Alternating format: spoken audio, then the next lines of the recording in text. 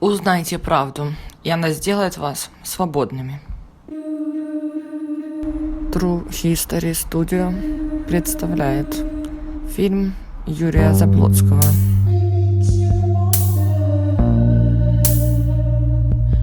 Убийство Кеннеди. Действующие лица и исполнители. Автор текста, продюсер и режиссер Юрий Заблоцкий. Музыка Soft and Furious. В фильме участвуют Георгий Павлов, Мария Заблоцкая и другие.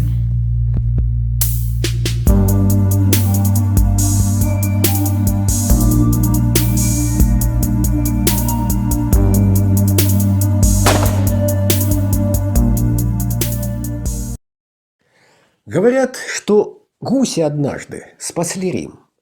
У далласских голубей тоже был шанс войти в историю, если бы они помогли сохранить жизнь президенту Кеннеди.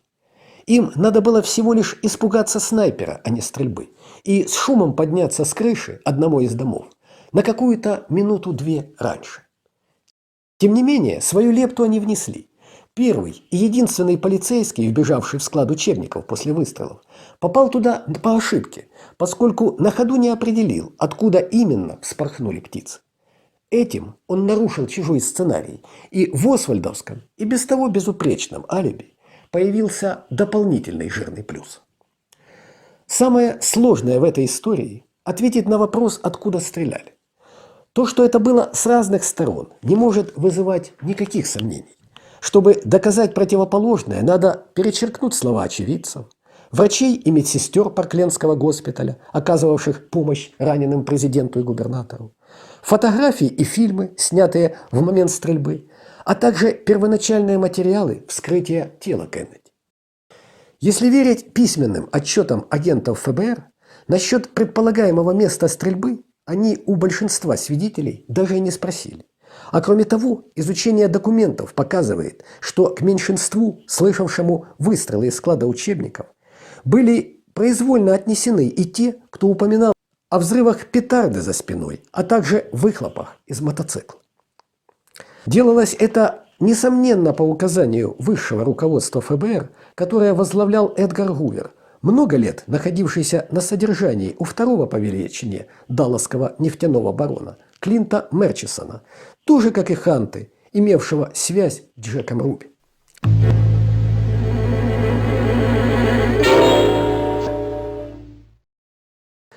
Сколько было выстрелов? И это понять непросто. Прежде всего из-за особенностей акустики на площади, шума мотоциклов, машин и поезда.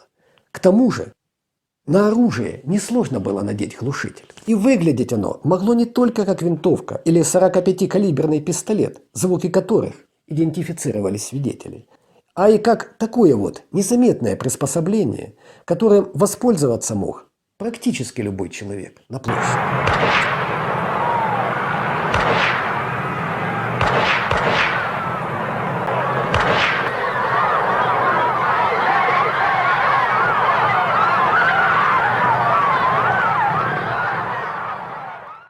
В частности, например, вот эта женщина, державшая в груди сумку и упавшая на землю почему-то только после стрельбы и во время появления вблизи журналистов.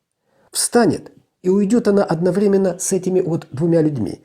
Мужчиной при появлении президента, раскрывшим зонтик, и латиноамериканцем, приветствовавшим Кеннеди поднятым вверх кулаком.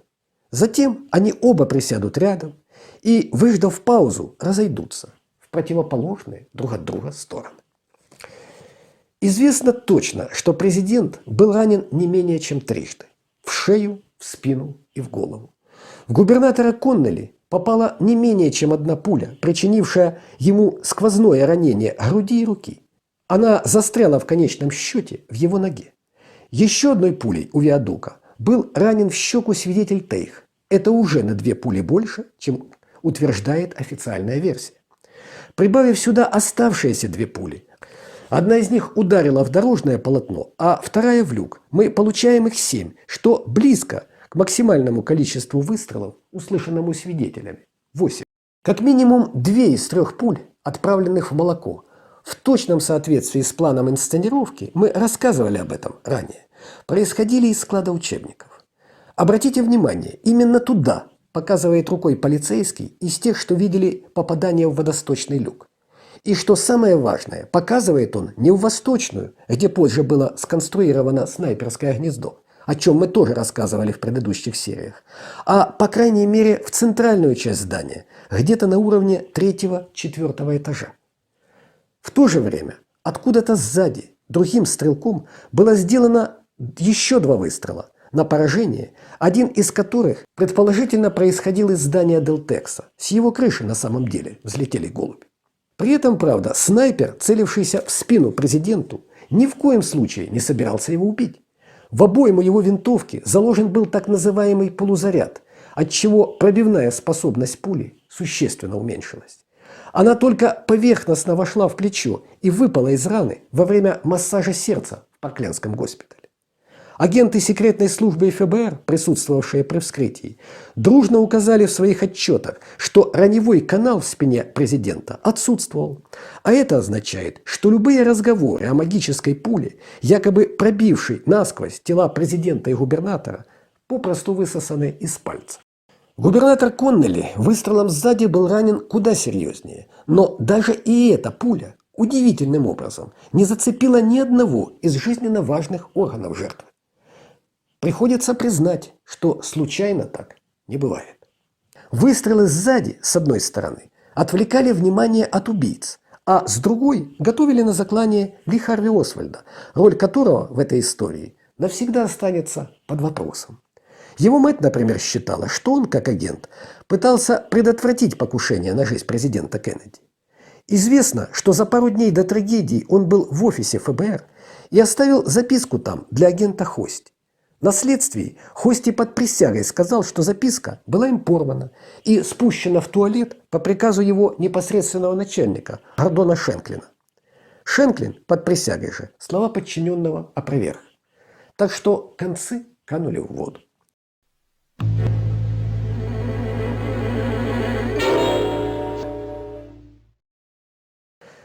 Очевидным, невероятным является факт, что здание Делтекса ни разу не проверялось и не обыскивалось, а его сотрудники не допрашивались, хотя именно здесь были задержаны сразу 2 посторонних, уже хорошо известный нам Джим Браден и некий Ларри Флорер, написавший объяснение как под копирку. Оба, дескать, по чистой случайности забрели туда позвонить.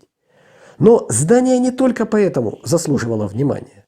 Мало кому известно, что еще летом склад учебников размещался не где-нибудь, а именно в нем. И переехал в соседний дом внезапно и преждевременно, в помещение с незавершенным еще ремонтом. Что, собственно, и привело к тому, что книжные коробки на 6-м этаже были размещены под окнами, а вовсе не там, где нужно. Группа сотрудников как раз перестилала пол. Итак, Джон Кеннеди был убит пулями, выпущенными только спереди. Подавляющее большинство сторонников теории заговора считают, что убийца прятался на холме, хотя, исходя из характера смертельного ранения президента, по касательной голове, подобный вариант исключен. Тем не менее, свидетели слышали там взрывы или стрельбу и видели небольшое облачко дыма. Эти впечатления на первый взгляд подтверждают слова железнодорожного диспетчера Бауэрса, описавшего 2 чужих в железнодорожном дворе мужчин, ошивавшихся у забора. В момент стрельбы, по словам Бауэрса, там, где стояли эти мужчины, произошло какое-то необычное, как он сказал, явление. Проблема, однако, в том, что сразу же после покушения к Бауэрсу подбежал помощник окружного шерифа Юджин Боун, написавший в своем отчете, что Бауэрс не замечал во дворе посторонних. Не упомянуто ничего подобного и в добровольном письменном заявлении, собственноручно написанном Бауэрсом в тот же день. Так что диспетчеру Бауэрсу в этом вопросе никак доверять не стоит. И то же самое можно сказать об откровениях некоторых авантюристов, пытавшихся объявлять себя убийцами Кеннеди. Речь в первую очередь идет здесь о некоем Джеймсе Файлсе, который, между прочим, попал в тюрьму после перестрелки с 2 полицейскими, ни в одного из которых он при этом ни разу не попал. Что ярче всего говорит о нем как о снайпере.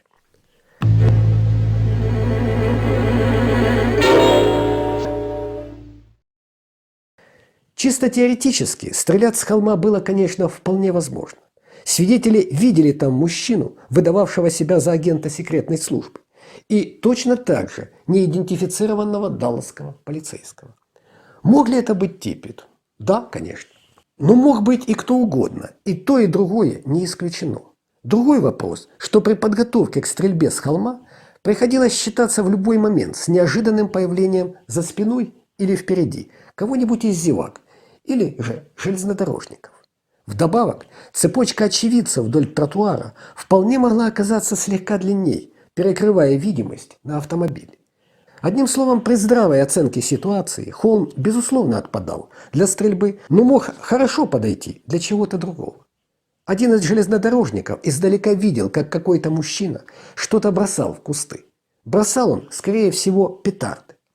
Поэтому сейчас мы расскажем вам еще об одной, неизученной до сих пор возможности, имеющей под собой самое серьезное и объективное основание.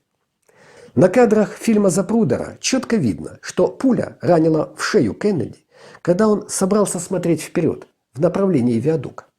Ближе всех остальных к нему в тот момент находился пилотный автомобиль колонны с начальником полиции Джессом Керри и шерифом Биллом Деккером. Команда из этой машины звучала так: отправить кого-нибудь на тройной переезд, чтобы посмотреть, что там наверху случилось. Туда же со всех ног устремился мотоциклист, ехавший слева от президента Кеннеди. Он застал суматоху в железнодорожном дворе, и это его отвлекло от главного. Убийцу следовало искать не там, а на любом искусственном возвышении, груди контейнеров, штабелях дров, наконец, на погрузочно-разгрузочном кране. На фотографиях, сделанных свидетелями, к сожалению, ничего подобного увидеть нельзя. И не всегда, по вине фотографов, на части фотоснимков задний план размыт или перекрывается кронами довольно густых деревьев. Так что, если бы далласский почтальон Белл явился на площадь без кинокамеры, в общем, давайте посмотрим на этот фильм, где самое главное промелькнуло излишне быстро. Вот они, эти кадры, в замедленном действии.